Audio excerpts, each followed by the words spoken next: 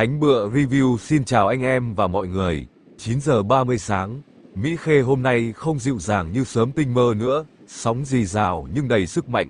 Lớp sau xô lớp trước như một dàn nhạc trống biển đang chơi bài chào mừng mùa. Nắng rực như được vặn hết công suất, rát vàng lên từng hạt cát, khiến cả bãi biển sáng lóa. Vẫn là hành trình dạo biển Mỹ Khê Đà Nẵng, nơi có bãi biển và những cô nàng hấp dẫn nhất hành tinh.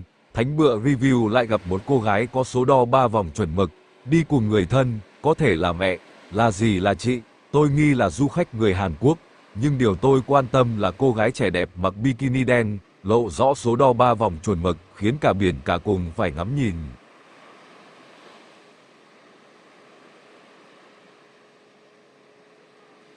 Tôi đứng cách đó vài chục mét, giả vờ quay phong cảnh nhưng thực chất ống kính đã khóa mục tiêu từ lâu. Không phải quay lén đâu, tôi đang review cảnh đẹp biển Mỹ Khê thôi. Chỉ là hôm nay cảnh đẹp nhất lại đang tạo dáng ngay trước mắt. Cô nàng xoay nhẹ người, hai tay dang ra hai bên, bóng nắng ôm lấy từng đường cong, khiến cho người xem không khỏi rời mắt. Những đường cong cơ thể khiến trái tim nhiều người đàn ông phải si tình và vụn vỡ trái tim. Có lẽ tôi cũng không ngoại lệ. Gió thổi mạnh, sóng đánh lớn, nhưng cô đứng đó, vững vàng như một biểu tượng sống động của mùa hè Đà Nẵng.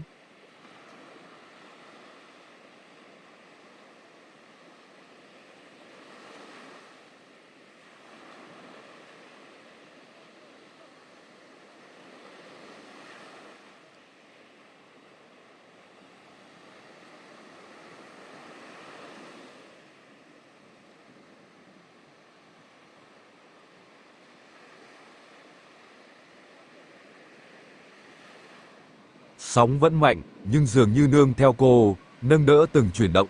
Người phụ nữ trên bờ vẫn không ngừng bấm máy, thỉnh thoảng lại đổi góc để bắt được những khoảnh khắc đẹp nhất. Tôi đoán nếu những bức ảnh này được đăng lên Instagram, chú thích kèm vài ký tự tiếng Hàn, chắc chắn sẽ khiến dân mạng tưởng đây là ảnh chụp cho tạp chí du lịch.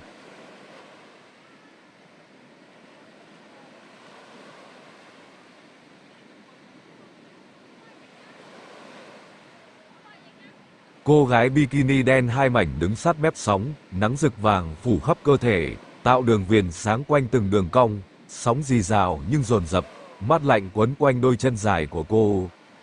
Trong tay cô là chiếc điện thoại, đưa lên ngang tầm mắt để chụp cho người thân đang tạo dáng trước biển. Và chính lúc ấy, từng đường cong của cô lại vô tình phô ra dưới ánh nắng, tự nhiên như không hề biết mình đang đốt mắt người nhìn. Mái tóc đen, phần eo thon gọn cong thành đường mềm mại, vòng hông căng tròn nổi bật trên nền bikini đen. Khi cô hơi khom người xuống để bắt góc ảnh, vòng lưng cong uyển chuyển, vòng ba tròn trịa nhô lên rõ rệt, khiến tim tôi đập hụt một nhịp, còn chân cứng lại như bị đóng băng tại chỗ. Không biết do cát ướt hay do hệ thần kinh đã tạm ngừng hoạt động vì sốc thị giác, chỉ biết tôi đứng im như tượng, tim đập loạn, mắt không rời nổi. Sóng tiếp tục vỗ vào bờ, nhưng âm thanh ấy dường như xa dần, nhường chỗ cho một loại tiếng rung khác đang lan tỏa trong người. Không phải một tư thế tạo dáng của người mẫu, không một lời thoại gợi tình, chỉ đơn giản là cô gái bikini đen cầm máy ảnh chụp cho người thân. Nhưng khoảnh khắc ấy đủ để biến bãi biển Mỹ Khê thành một nơi dễ cháy nhất hành tinh. Mỗi lần cô đổi dáng, từng đường cong lại di chuyển theo nhịp thở, khiến người xem run lên theo. Không cần nhạc nền, không cần khói mờ, chỉ với ánh nắng và tư thế ấy, bãi biển bỗng trở thành một sàn diễn nóng bỏng nhất hành tinh vào đúng 9 giờ 30 sáng.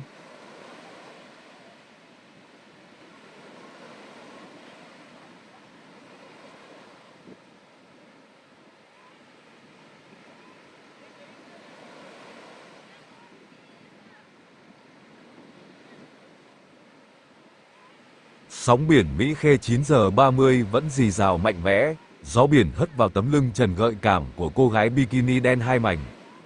Cô đứng sát mép sóng, đôi chân dài cắm sâu vào cát ướt, tay nâng máy ảnh lên chụp cho người thân. Ánh nắng vàng rực đổ xuống, làm da cô sáng bừng, tôn lên từng đường cong tự nhiên. Nhưng rồi, giữa nhịp bấm máy đều đặn, tôi nhận ra điều gì đó khác. Những tư thế và động tác chuyển mình lại khiến vòng eo cong càng trở nên hấp dẫn và quyến rũ hơn, hông nở rõ hơn, và đôi chân như dài thêm vài cm. Cảm giác như cô biết rõ tôi đang ở đó, không cần biết ngày mai, chỉ với chuyển động ấy, ánh sáng ấy, cô đã gửi một thông điệp vô hình. Nếu anh đang quay, thì hãy quay cho đẹp nhé. và tôi đứng đó, ống kính bất động, còn tim thì đang rung lên theo từng bước chuyển động của cô gái bikini đen hai mảnh. Sóng biển vẫn đánh mạnh vào bờ, nhưng tôi thề rằng, cái sóng lớn nhất lúc này không nằm ngoài khơi, mà đang cuộn trào ngay trong khoảnh khắc ấy. Những cảm giác chân thực và sống động này có khiến anh em và mọi người đồng cảm với tôi không? Hãy chia sẻ cảm nghĩ của anh em và mọi người ở bên dưới video. Và cũng đừng quên chia sẻ video này cho những người chưa biết đến Thánh Bựa Review. Cô bắt đầu xuống biển, sóng hôm nay mạnh mẽ nên mỗi lần xô tới đều khiến cơ thể cô khẽ nghiêng, tạo ra những chuyển động uyển chuyển hơn bất kỳ điệu nhảy nào. Động tác chuyển động của cô gái bikini đen hai mảnh không vội vàng, mà thong thả, như thể đang tận hưởng từng làn sóng ôm lấy mình. Nắng trên cao hắt xuống, nước biển phản chiếu ngược lên, khiến toàn thân cô lấp lánh như được phủ một lớp ánh sáng thần thoại. Cô ra xa hơn trong làn nước xanh, sóng vẫn mạnh, nhưng dường như nương theo cô, nâng đỡ từng chuyển động.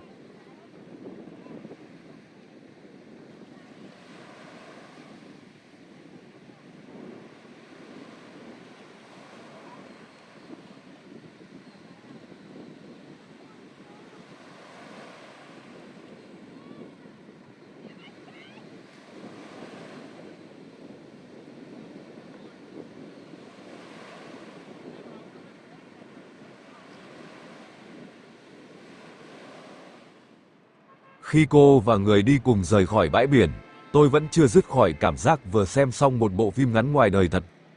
Thánh Bựa Review kết luận, Mỹ Khê hôm nay không chỉ đẹp vì biển, vì sóng, vì nắng, nó đẹp vì giữa không gian rì rào mạnh mẽ ấy. Một cô gái bikini đen đã xuất hiện, đã làm cả bãi biển cháy lên chỉ bằng sự tự tin và quyến rũ tự nhiên của mình. Và nếu ai đó hỏi, khoảnh khắc ấn tượng nhất của Mỹ Khê 9 giờ 30 sáng là gì, tôi sẽ trả lời ngay, chính là lúc biển rì rào, nắng rực, và nữ thần bikini bước xuống sóng.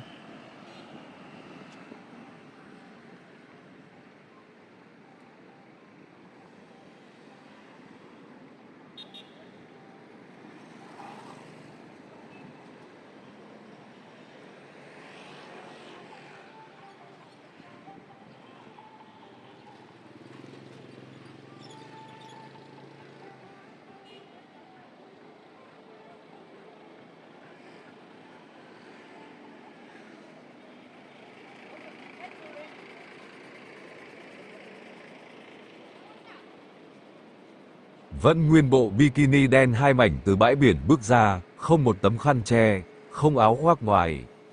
Làn da nổi bật giữa ánh nắng vàng chói chang, đôi chân dài miên man bước trên nền gạch vỉa hè đã nóng hừng hực, người thân đi bên cạnh, còn cô thì ung dung như đang dạo trên sàn diễn catwalk mùa hè.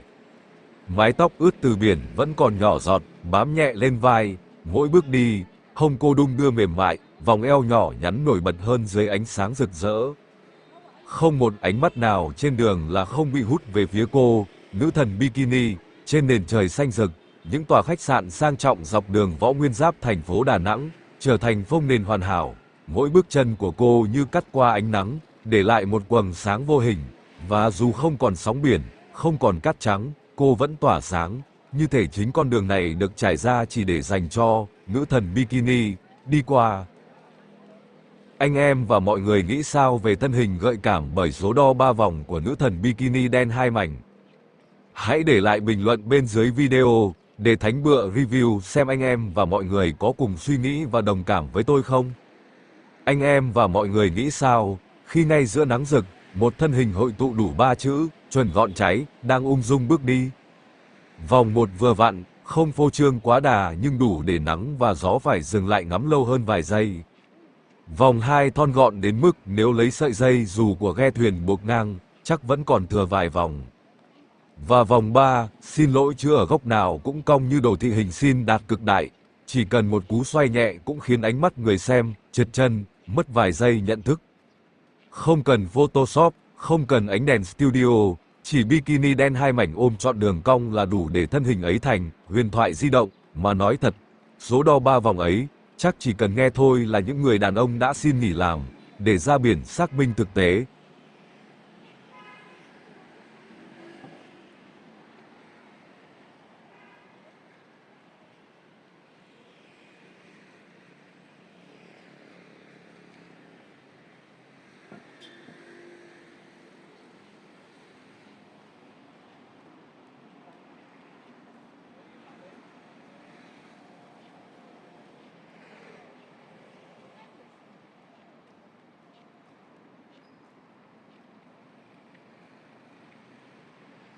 Như vậy là hành trình của nữ thần bikini đen và Thánh Bựa review đến đây là kết thúc. Điều gì đến sẽ phải xảy đến.